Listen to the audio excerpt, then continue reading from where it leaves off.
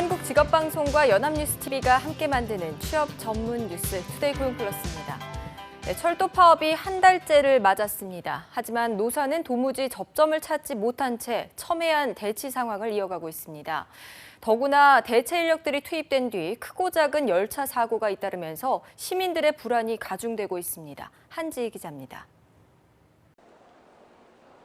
한 달째 이어지는 철도 파업으로 남은 인력들의 피로가 누적되면서 열차 운행률은 지금 80%대 초반까지 떨어졌습니다. KTX와 통근열차는 가까스로 100% 운행률을 채우고 있지만 수도권 전철과 화물열차 운행률까지 유지하기엔 힘에 부치기 때문입니다. 사정이 이러니 가장 걱정스러운 것은 안전 문제입니다. 지금은 파업에 나선 4,300명 기관사 대신 군 기관사와 기간제 인력 등 모두 1,200명이 투입돼 있습니다. 하지만 지난주 분당선 열차가 갑자기 멈춰 승객들이 1시간 넘게 갇혀있다 선로를 통해 대피한 것을 비롯해 최근 일주일 새 대체 인력이 운전하다 일어난 사고가 3건이나 됩니다. 노사 양측 주장의 차이는 있지만 파업에 따른 피해가 늘면서 또 다른 갈등의 불씨가 되고 있습니다. 사측은 영업 손실과 대체 인력 투입 비용이 300억 원을 넘어섰다며 지난 7일 노조를 상대로 140억 원대 손해배상 청구 소송을 냈고 파업에 참가한 노조원 223명을 직위 해제했습니다. 하지만 노사는 대화 창구를 닫은 채 서로의 주장만 되풀이하고 있어 해결의 실마리는 찾아보기 힘듭니다. 시민들의 불안감이 커질 수밖에 없는 이유입니다. 특히 열차 운송 의존도가 높은 시멘트 업계는 당장 내일을 장담하기 힘든 처지입니다.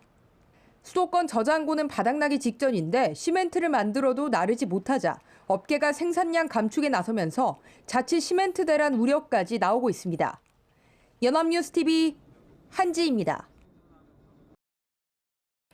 신동빈 롯데그룹 회장이 지난 25일 서울 소공동 롯데호텔에서 지난 6월 이후 4개월간 검찰 수사를 받은 데 대해 직접 사과했습니다. 또 롯데그룹 경영 혁신 방안도 내놨습니다. 노은지 기자입니다. 신동빈 롯데그룹 회장이 국민 앞에 또 한 번 고개를 숙였습니다. 지난해 8월 형제 간 경영권 분쟁으로 무리를 빚은 데 대해 사과한 지 1년 2개월 만입니다. 신 회장은 서울 소공동 롯데호텔에서 기자회견을 열고 경영권 분쟁이 마무리되지 않은 상황에서 검찰 수사로 다시 심려를 끼쳐드려 깊이 사과드린다고 말했습니다.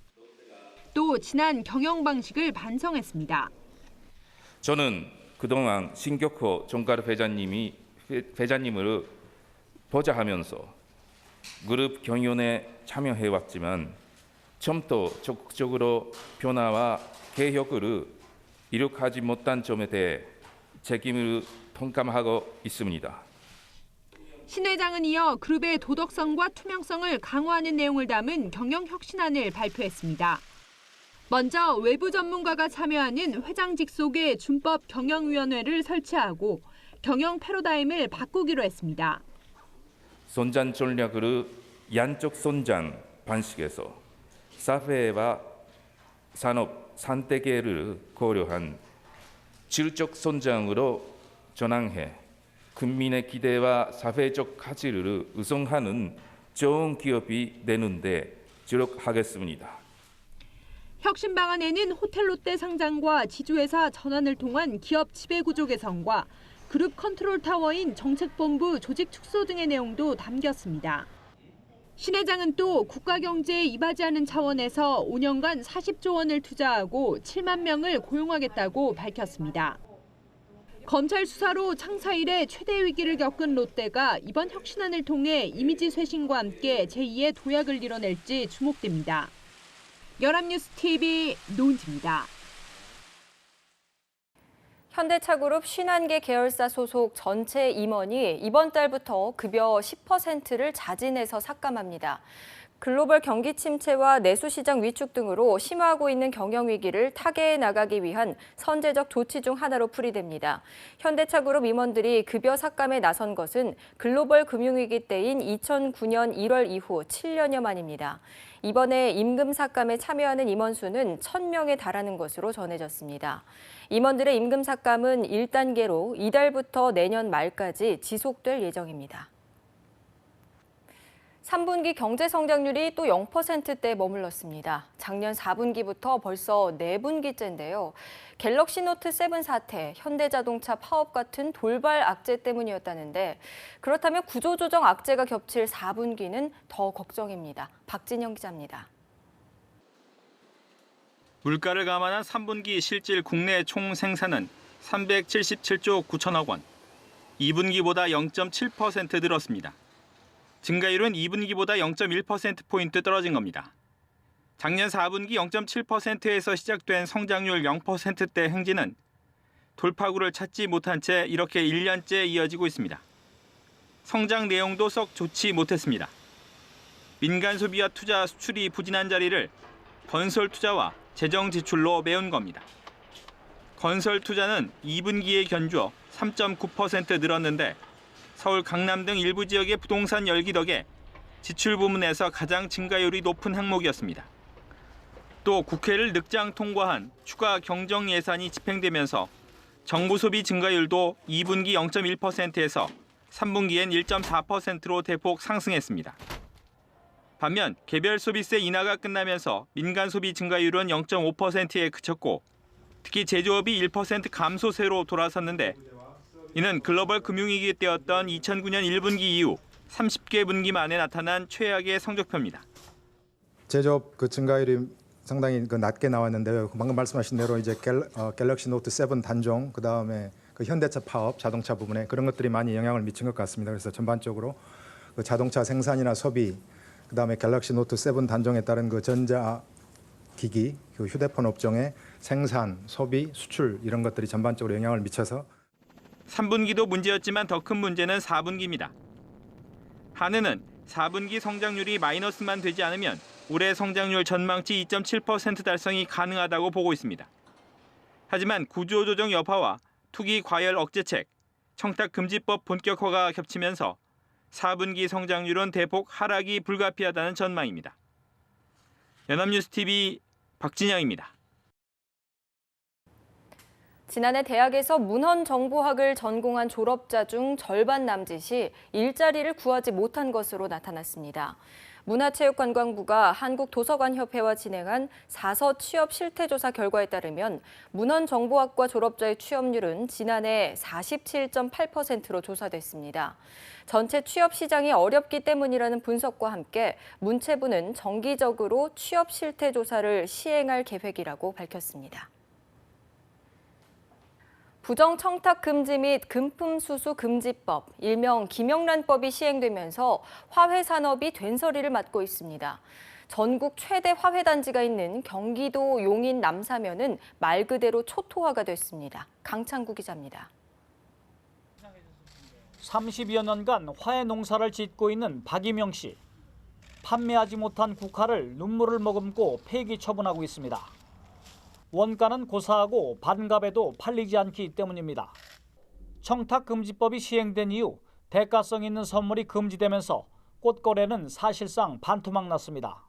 5만 원, 10만 원이 문제가 아니라 단돈 10원이라도 대가성이 안 된다 그래가지고 꽃이 전혀 안 팔리고 있습니다. 인근에서 호접란을 재배하는 박종복 씨 역시 걱정이 태산입니다. 지난해 6천 원에 거래되던 호접란이 2, 3천 원에도 팔리지 않아 폐기하는 물량이 적지 않습니다. 매출이 크게 줄면서 시설 투자비는 고사하고 유지비라도 건질 수 있을지 의문입니다. 왜 꽃을 내물이라 해서 굉장히 부정적인 이미지를 심어주는지가 참 안타까운 현실입니다. 농민들은 판로가 막히자 투자마저 중단하고 있습니다. 난을 키우는 비닐하우스 안이 이처럼 텅 비어 있습니다. 꽃이 판매되지 않자 묘종 입식을 꺼리기 때문입니다. 인근 화훼 집화장 역시 썰렁하기는 마찬가지입니다.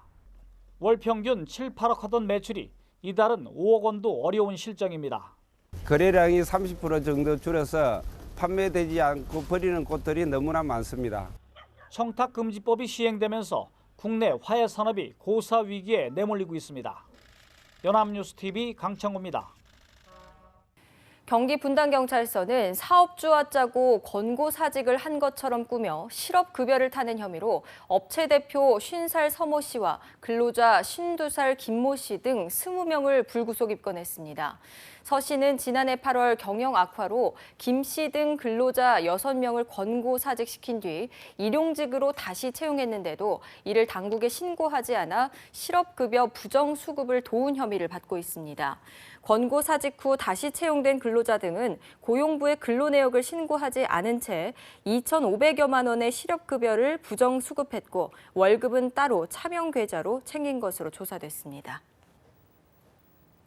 출퇴근 시간에 차를 함께 나눠 타는 것을 카풀이라고 하죠. 이 카풀 서비스를 제공하는 업체가 기사들을 고용하면서 차량을 지급하고 자기 차량이라고 속이라고 주문하는가 하면 계약서 내용을 유출하면 민형사상 책임을 묻겠다고 했다고 하는데요. 왜일까요? 박수주 기자의 단독 보도입니다. 최근 한 구인구직 사이트에서 운전사 모집 공고를 보고 지원한 A씨는 황당한 일을 겪었습니다. 미스터리 드라이버라는 계약서를 내민 업체가 A씨에게 외제 차량을 지급하고 손님에게는 자기 차량이라 속이라고 주문한 겁니다. 자기 차로 나도 그쪽이 집인데 태워줬다. 카풀. 일반적인 카풀처럼 위장을 하고 택시처럼 뭐 이거를 받았다, 제공받았다 이런 얘기 하면 잘린다고 했어요. 아예 외제차를 리스하거나 구입하라고 권유하기도 했습니다. 그러면서 계약서엔 관련 내용을 외부에 유출하면 민형사상 책임을 져야 한다고 명시했습니다. 이른바 승차 공유 개념을 내세운 카풀 서비스였기 때문입니다.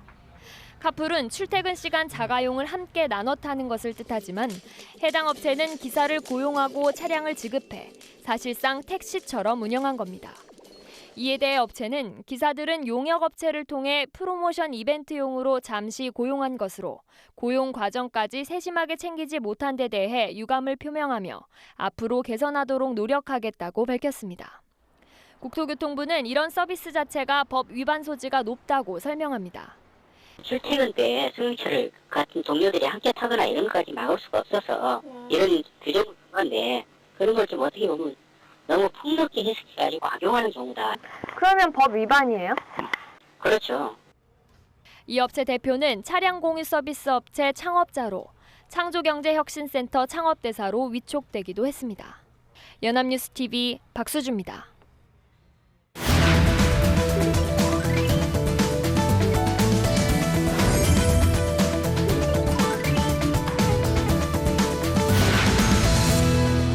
대한민국의 오늘을 데이터로 돌아보는 투데이 데이터 뉴스 시간입니다. 강설희 아나운서와 함께합니다. 안녕하세요. 네, 안녕하세요. 투데이 데이터 뉴스 시간입니다. 인기 드라마에는 항상 등장하는 법칙이 있죠. 재벌 남자 주인공과 가난한 여자 주인공의 러브 스토리. 그런데 요즘에는 재벌 대신 이 직업을 가진 주인공이 부쩍 늘었다고 합니다. 혹시 뭔지 아시겠나요? 글쎄요, 요즘에 드라마 보면 변호사도 많이 나오고요. 의사도 많이 나오더라고요.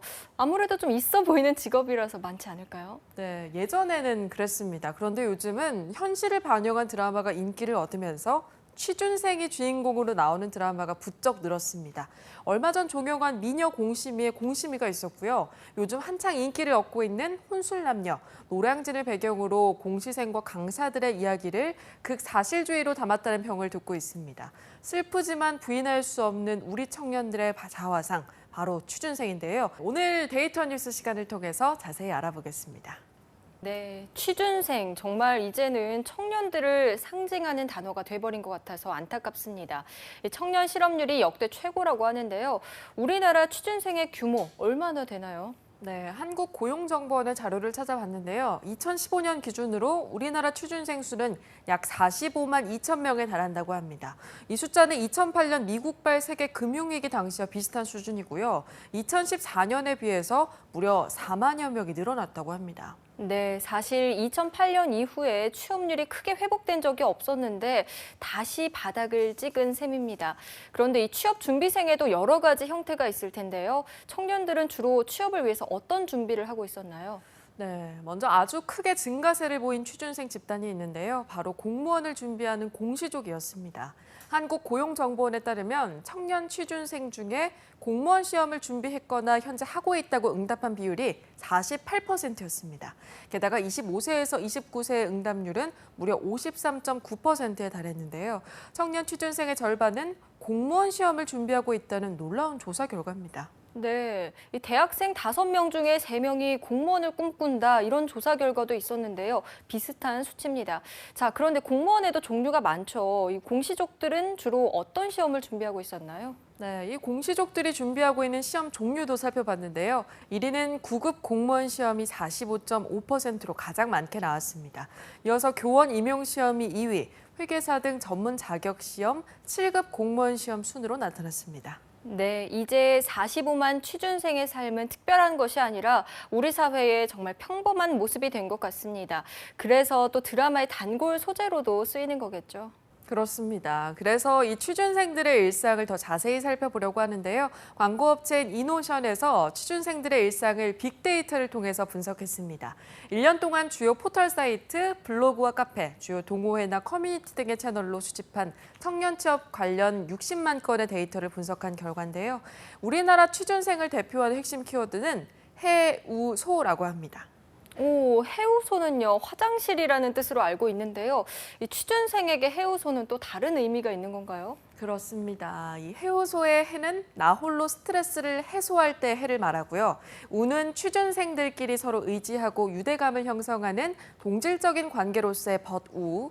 그리고 소는요, 스터디 공간 부족으로 장소를 찾아다니는 의미로서 소를 말한다고 합니다. 네, 그러니까 취업 준비생들의 일상은 취업 스트레스를 해소하고 또 취준생들끼리 사귀고 공부할 장소를 찾아다닌다는 얘기입니다.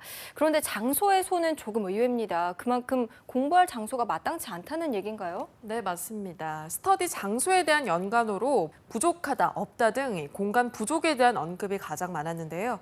취준생들 가운데 졸업을 해서 더 이상 학생이 아닌 분들은 공간 부족이 상당한 스트레스겠죠. 카페에서 공부하는 카공족 때문에 카페 사장님들이 골머리를 앓고 있다는 뉴스도 있었는데요. 요즘에는 이 취준생들을 위해서 방을 빌려주는 스터디 모텔까지 등장했다고 합니다. 네, 오죽 장소가 없었으면 정말 모텔에 모여서 스터디를 할까 싶은데요. 취준생들이 맘 편히 공부할 수 있는 공공시설을 늘려야 할 필요가 있어 보입니다. 자, 계속해서 다음 빅데이터도 알려주시죠. 네, 다음 빅데이터는요. 취준생 스트레스에 대한 분석입니다. 먼저 친구 연인과 관련해서 언급한 표현을 살펴봤는데요. 가장 많이 등장한 표현은 피하다였습니다. 취준생은 친구와 연인을 피한다는 의미겠죠. 다음으로는 헤어지다, 이별하다, 싸우다, 비교하다 순으로 나왔는데요. 전부 부정적인 연관어가 이렇게 상위권을 차지했습니다. 취준생 스트레스 관련 주제 두 번째는 부모와 가족인데요. 이와 관련해서는 미안하다, 죄송하다가 가장 많았습니다. 아무래도 많은 분들이 공감하시겠죠. 다음으로는 명절, 잔소리가 연관어로 나왔습니다. 네, 이래서 명절에 취준생들이 집에 가는 걸 포기하고 도서관으로 향하는 것 같은데요. 어르신들께 잔소리 대신 응원의 한마디 해주시기를 부탁드리겠습니다. 자, 다음 취준생 빅데이터 분석 주제는 뭔가요? 네, 이번 주제는 대인관계입니다. 취준생이 대인관계와 관련해서 가장 많이 언급한 표현을 분석해 보니까 혼자라는 연관어가 3,775건으로 1위를 차지했는데요. 팍팍한 현실을 체감할 수 있죠. 그 밖에 외로움, 또 의지하다도 관련도가 높게 나왔습니다. 취업 준비란 고독하고 외로운 것이다 이렇게 생각할 수가 있죠. 그런데 사실 취준생들이 패배자는 아니잖아요. 그런데 부정적인 연관어들만 보여서 참 안타깝습니다. 자, 그런데 처음에 취준생을 대표하는 말이 해우소라고 했는데요. 그중에 그러니까 스트레스는 어떻게 해소하고 있는지도 궁금한데요. 네, 우리 취준생들이 스트레스를 풀기 위해서 가장 많이 사용하는 건 인터넷이었습니다. 아무래도 시간도 없고 한정된 공간에서 생활하는 경우가 많다 보니까 인터넷 사용을 즐겨 하는 게 아닌가 싶고요. 다음으로는 운동, 휴대전화, 컴퓨터 순으로 스트레스 해소와 연관성이 높게 나타났습니다. 네, 지금의 청년 취준생들은 대학을 졸업했지만 학생도 아니고 사회인도 아닌 채 또 다른 주변인으로 살아야 하는 이 시대의 피해자가 아닐까 하는 생각도 듭니다. 네, 오늘 데이터 뉴스 취업 준비생에 관해서 알아봤습니다. 강설희 아나운서 고맙습니다. 네, 고맙습니다.